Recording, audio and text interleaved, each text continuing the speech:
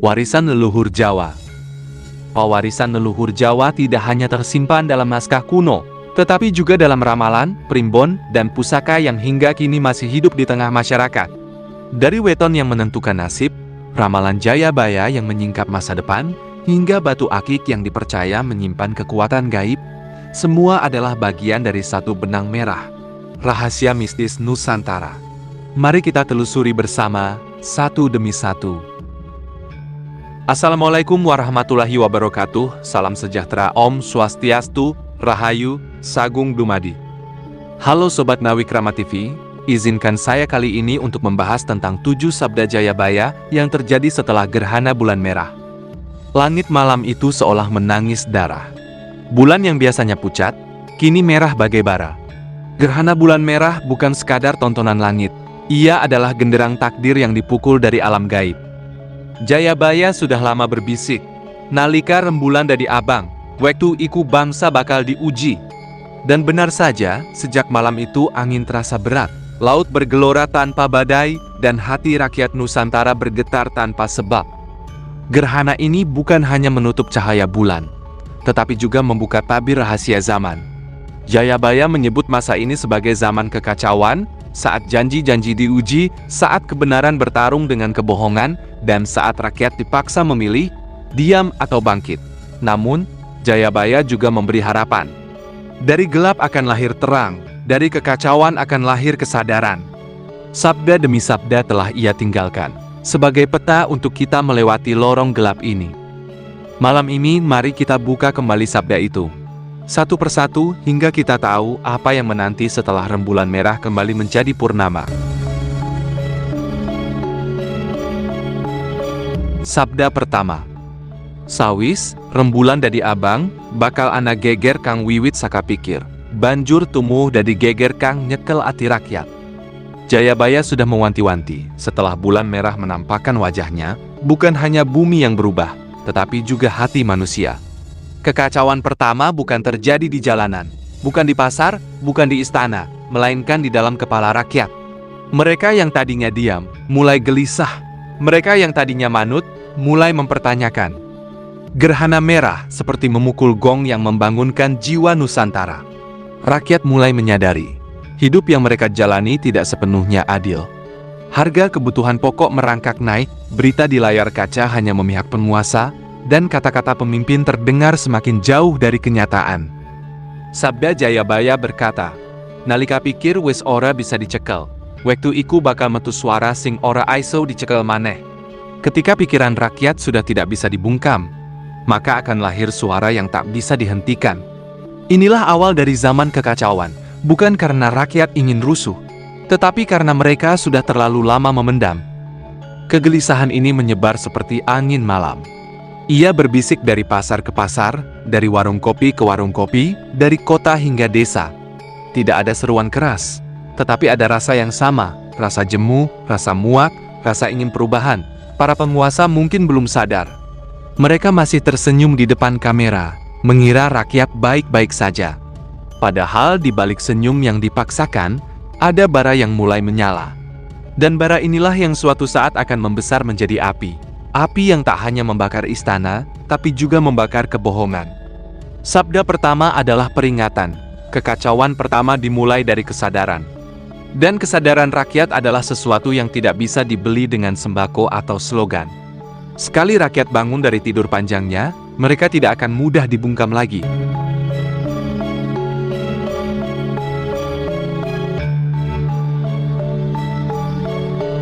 Sabda kedua. Sawise geger pikiran, bakal ana geger pangan. Wong cilik bakal padha bingung, pangan kambien gampang seki dadi enjo. Sing sugih dadi luwih sugih, sing melarat dadi luwih melarat. Gerhana bulan merah bukan sekadar tontonan langit, tetapi pertanda bumi akan menjerit. Jayabaya telah berkata, setelah pikiran rakyat tergerak, maka perut mereka akan ikut bersuara. Inilah geger pangan, masa ketika bahan makanan yang dulu dianggap sederhana, tiba-tiba menjadi barang mewah. Bayangkan ibu-ibu di pasar, memegang kantong belanja yang setengah kosong, mengeluh lirih sambil menggenggam uang pas-pasan. Beras yang biasanya menjadi sahabat sehari-hari, kini seperti barang mewah yang dijaga ketat. Harga minyak goreng melonjak lagi, cabai merah seperti emas merah, bahkan garam terasa lebih asin dari biasanya, bukan karena rasanya, tapi karena harganya. Jayabaya menggambarkan masa ini sebagai waktu weteng luwih rame tinimbang pasar. Perut rakyat lebih gaduh dari riuh pedagang. Mereka yang lapar tidak lagi bisa menahan diri. Di desa, sawah-sawah kering karena hujan yang terlambat. Di kota, antrean bantuan pangan semakin panjang. Di layar kaca, pejabat masih tersenyum, berbicara soal stabilitas harga, sementara rakyat bertanya-tanya, stabil buat siapa? Inilah masa yang akan menguji kesabaran. Rakyat akan dipaksa bertahan dengan kreativitas, mencampur beras dengan singkong, menukar lauk dengan sayur, dan menukar marah dengan sabar. Namun Jayabaya mengingatkan, sabar iku ana watese. Kesabaran ada batasnya. Ketika perut sudah terlalu lama kosong, akal sehat ikut hilang. Rakyat bisa bergerak bukan hanya karena marah, tetapi karena lapar. Dan lapar adalah guru yang paling kejam. Ia bisa membuat orang lemah menjadi berani, membuat orang takut menjadi nekat. Sabda kedua ini adalah peringatan. Setelah langit merah, bumi akan menguji manusia dengan kelaparan. Bukan hanya kelaparan akan makanan, tetapi juga kelaparan akan keadilan. Dan di saat itu, akan lahir jeritan paling jujur dari mulut rakyat. Bukan jeritan politik, bukan jeritan propaganda, tetapi jeritan perut yang tak bisa dibungkam oleh pidato siapapun. Maka, mereka yang duduk di kursi kuasa sebaiknya berhati-hati. Jangan hanya menghitung angka inflasi di atas kertas, karena angka itu tidak bisa dimakan. Dengarkan suara rakyat sebelum terlambat. Sebab, jika suara perut sudah bergabung dengan suara hati, maka tidak ada tembok kekuasaan yang bisa menahan gelombangnya.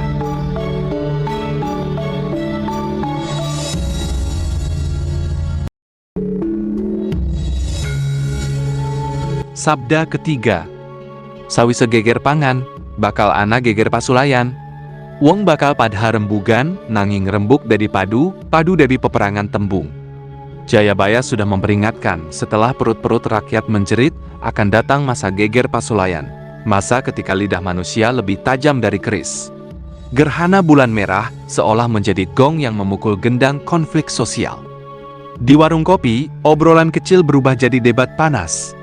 Di media sosial, komentar netizen berubah jadi senjata. Di ruang parlemen, suara keras terdengar seperti petir, tapi hujan kebijakan tak kunjung turun. Inilah zaman di mana semua orang merasa benar. Yang muda merasa waktunya mengganti yang tua. Yang tua merasa anak muda terlalu lancang. Yang di bawah merasa tertindas, yang di atas merasa diserang.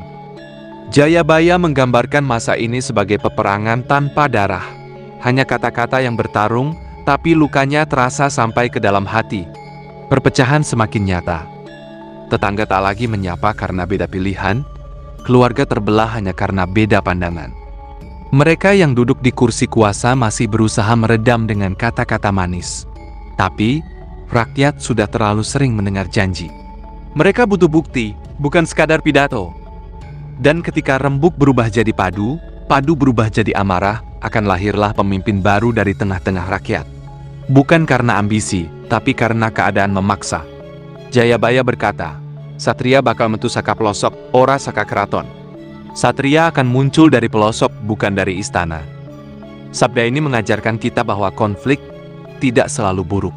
Kadang, padu diperlukan untuk memisahkan yang palsu dari yang asli, untuk membakar habis kebusukan agar tanah siap ditanami harapan baru. Namun Jayabaya juga memberi peringatan, jangan sampai peperangan kata-kata ini berubah menjadi peperangan senjata. Karena jika darah sudah tumpah, maka Nusantara akan masuk ke sabda yang lebih kelam. Maka, siapapun yang mendengar sabda ini sebaiknya menahan diri, menjaga lidah, menimbang kata, dan memikirkan akibatnya. Karena satu kalimat bisa memicu kebencian, dan satu kalimat pula bisa menyelamatkan negeri.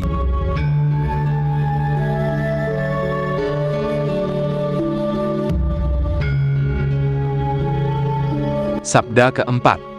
Nalika rembulan abang, raja-raja bakal padha goyah. Tahta goyang ora amarga bedil, nanging amarga rasa ora percaya saka kawula. Jayabaya mengingatkan setelah geger kata-kata dan perpecahan merajalela akan datang masa goyangnya singgasana. Bukan berarti kudeta berdarah, tetapi rakyat mulai membuka mata. Mereka melihat kebohongan yang selama ini disembunyikan di balik tirai kekuasaan. Gerhana bulan merah adalah simbol pembukaan tabir.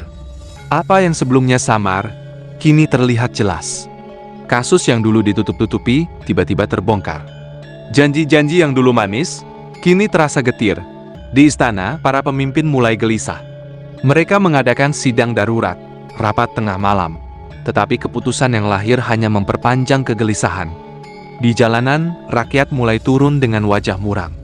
Mereka tidak lagi berteriak marah, tetapi membawa keheningan yang menakutkan. Jayabaya menggambarkan momen ini seperti pohon besar yang akarnya mulai digerogoti rayap. Dari luar terlihat kokoh, tetapi di dalamnya keropos. Sedikit guncangan saja, pohon itu bisa tumbang. Namun sabda ini bukan sekadar ancaman. Jayabaya juga menyebut bahwa goyangnya tahta adalah kesempatan untuk perbaikan.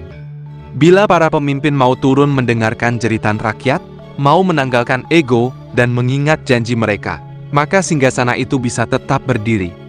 Tetapi bila keangkuhan tetap dipertahankan, maka sejarah akan mencatat jatuhnya mereka.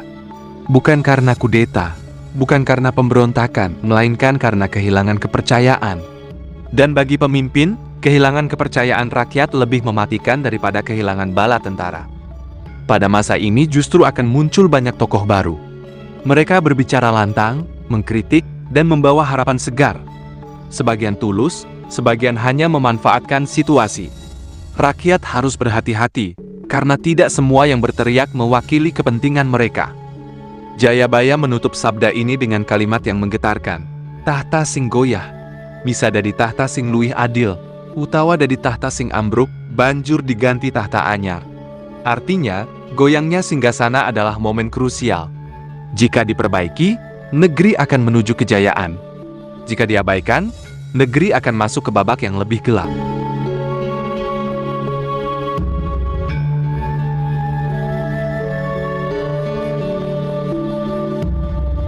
Sabda kelima. Sawise tahta goyah, bakal ana tanda saka langit lan bumi. Segoro bakal murup, gunung bakal watuk, lan banyu bakal ngelakoni dalane doak. Jayabaya memperingatkan setelah singgasana terguncang, akan datang masa geger alam, sebuah fase di mana langit dan bumi seolah ikut berbicara. Gerhana bulan merah hanyalah awal.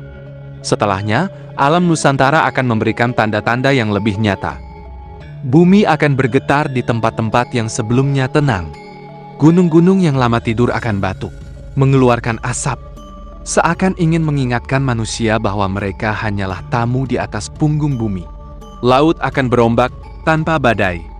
Di beberapa tempat, ikan-ikan tiba-tiba bermunculan di tepi pantai, seakan melarikan diri dari sesuatu yang tak terlihat. Hujan turun di luar musim, petir menyambar langit tanpa awan. Jayabaya menyebut fenomena ini sebagai waktu titipan. Masa ketika alam memberi isyarat kepada manusia untuk berhenti sejenak, merenung, dan menyadari bahwa mereka terlalu jauh meninggalkan harmoni. Namun satirnya, pada zaman ini manusia justru sibuk mencari siapa yang salah. Ada yang menyalahkan pemerintah, ada yang menyalahkan kelompok lain, padahal yang harus dilihat adalah cermin diri. Alam hanya memantulkan kembali energi yang manusia tabur. Di kota, masyarakat mulai ketakutan. Media memberitakan bencana tanpa henti, membuat kepanikan semakin besar. Namun bagi mereka yang bijak, ini adalah tanda bahwa bumi sedang disucikan. Jayabaya berkata, bumi kudu resik sadurunge melebu zaman anyar. Bumi harus dibersihkan sebelum memasuki zaman baru. Sabda ini sekaligus menjadi peringatan agar manusia kembali pada keseimbangan. Tidak merusak alam, tidak tamak, dan tidak sombong. Karena jika mereka tetap keras kepala, maka bumi akan membersihkan dirinya dengan cara yang lebih keras. Jayabaya menutup sabda ini dengan nada lirih namun tegas. Sapa sing waspada bakal selamat, sapa sing lali bakal keseret arus waktu. Siapa yang waspada akan selamat, siapa yang lalai akan terseret oleh arus waktu yang tak kenal belas kasihan.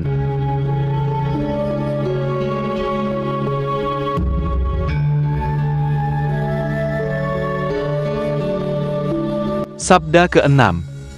Sawise geger alam, bakal ana geger atine manungsa. Wong-wong bakal padha nuding, nanging ora ana sing gelem didudut. Jayabaya menyebut masa ini sebagai geger ati. Masa di mana hati manusia diguncang lebih hebat daripada bumi.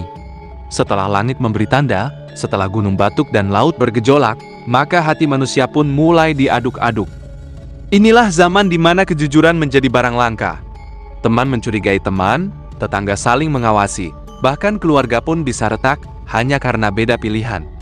Manusia akan sibuk menunjuk siapa yang salah, tapi enggan bercermin pada dirinya sendiri.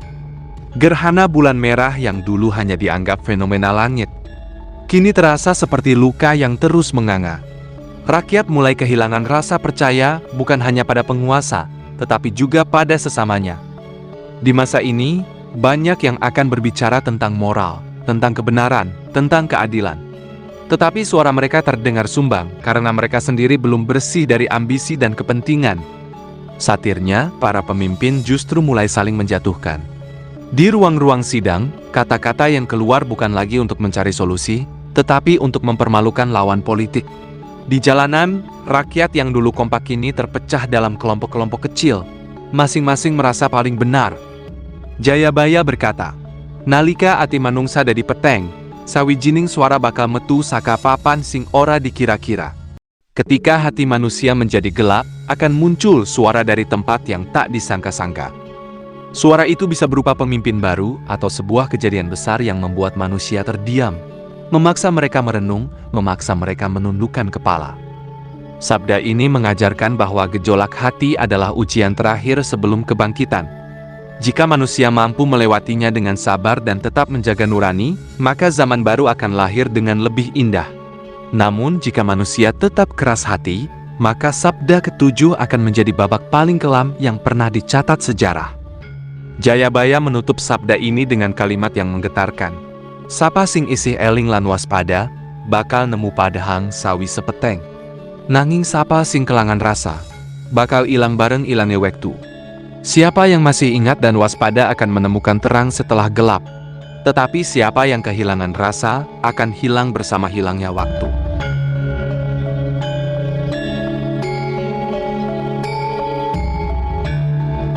Sabda ketujuh. Sawi seati dadi peteng, lan rembulan bali dadi padhang, bakal metu satria sakapapan sing ora diduga. Satria iki dudu raja, nanging dadi raja ing atine wong cilik. Setelah hati menjadi gelap, dan rembulan kembali bersinar terang, maka akan muncul seorang satria dari tempat yang tak terduga. Satria ini bukanlah seorang raja, melainkan raja di hati orang-orang kecil. Jayabaya menutup rangkaian sabdanya dengan janji akan hadirnya kebangkitan.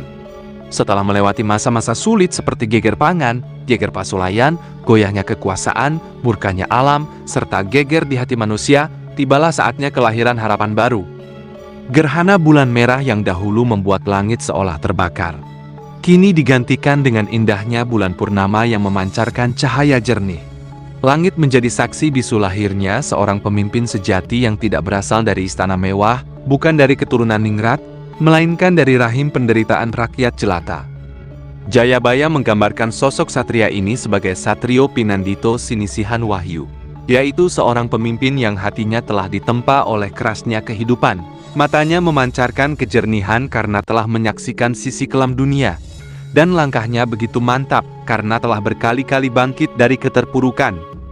Ia datang bukan dengan membawa pedang di tangan, melainkan membawa kata-kata yang menyejukkan jiwa. Ia tidak duduk di atas singgasana emas, melainkan bertahta di hati setiap rakyat yang merindukan keadilan. Para penguasa yang lama tentu akan berupaya menentang kehadirannya. Mereka menganggapnya sebagai ancaman dan akan mengujinya dengan berbagai fitnah serta tekanan. Namun, rakyat kini tidak lagi mudah dibohongi. Mereka tahu betul siapa yang tulus berjuang dan siapa yang hanya pandai dalam bersilat lidah. Jayabaya menuliskan, nalika satria iki metu, bumi bakal tentrem sakdurung ngeperang. Artinya akan ada masa damai yang singkat, yaitu sebuah masa persiapan sebelum Nusantara menghadapi ujian yang terakhir. Sebab, meskipun satria ini membawa ketenangan, dunia di luar Nusantara sedang dilanda prahara yang jauh lebih dahsyat. Sabda ketujuh ini adalah puncak dari segala harapan, sekaligus menjadi pengingat yang sangat penting. Sabda ini memberikan keyakinan bahwa Nusantara tidak akan selamanya terpuruk dalam kegelapan. Akan selalu ada fajar yang menyingsing setelah malam yang kelam. Namun, Fajar ini hanya bisa dinikmati oleh mereka yang mampu bertahan, yang senantiasa menjaga hati nurani, serta tidak ikut terhanyut dalam gelombang kebencian. Jayabaya mengakhiri sabdanya dengan pesan yang sangat mendalam. Yen wes katon satria saka plosok, aja nganti keliru milih. Sapasing milih kanti ati resik, bakal nemu kamulian. Sapasing isi gumantung marang banda lan derajat, bakal tiba sadurunge tekan padhang. Maknanya adalah, kebangkitan Nusantara berada sepenuhnya di tangan rakyat. Mereka yang memilih dengan hati yang bersih akan turut menikmati kemuliaan. Namun mereka yang masih dibutakan oleh harta serta kedudukan akan tersingkir sebelum fajar benar-benar tiba. Sobat Nawikrama TV, bulan merah telah pudar, kembali memutih, namun gema sabda Jayabaya masih beresonansi kuat di dalam dada kita. 7 sabda ini bukanlah sekadar rentetan ramalan yang usang, melainkan cermin jernih yang memantulkan jati diri kita sebagai bangsa. Jika kita mampu mengambil hikmah dari setiap peristiwa yang terangkum dalam sabda-sabda tersebut, mulai dari geger pangan yang menguji ketahanan kita, geger pasulayan yang mengancam persatuan, goyangnya singgasana yang menggoyahkan kepercayaan, hingga hadirnya satria dari pelosok yang membangkitkan harapan, maka niscaya Nusantara akan segera menemukan fajar keemasannya. Namun, jika kita memilih untuk tetap buta dan tuli terhadap tanda-tanda zaman, maka kegelapan yang lebih pekat dan mencekam akan menyelimuti kita. Jayabaya telah mewariskan sebuah peta, sebuah kompas moral yang akan menuntun kita dalam mengarungi samudera kehidupan. Kitalah yang memegang kendali atas arah perjalanan ini. Apakah kita akan dengan gagah berani melangkah menuju cahaya terang, atau justru terjerumus dan tersesat di lorong gelap sejarah yang penuh dengan penyesalan?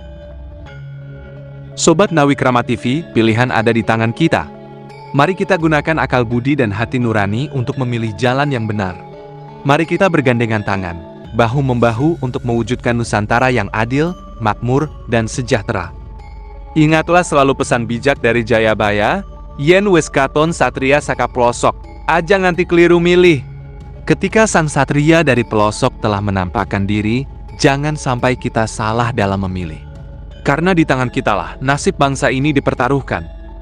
Semoga Sang Hyang Widiwasa senantiasa melimpahkan rahmat dan hidayahnya kepada kita semua, agar kita mampu menjadi generasi penerus yang amanah, yang mampu membawa Nusantara menuju puncak kejayaannya,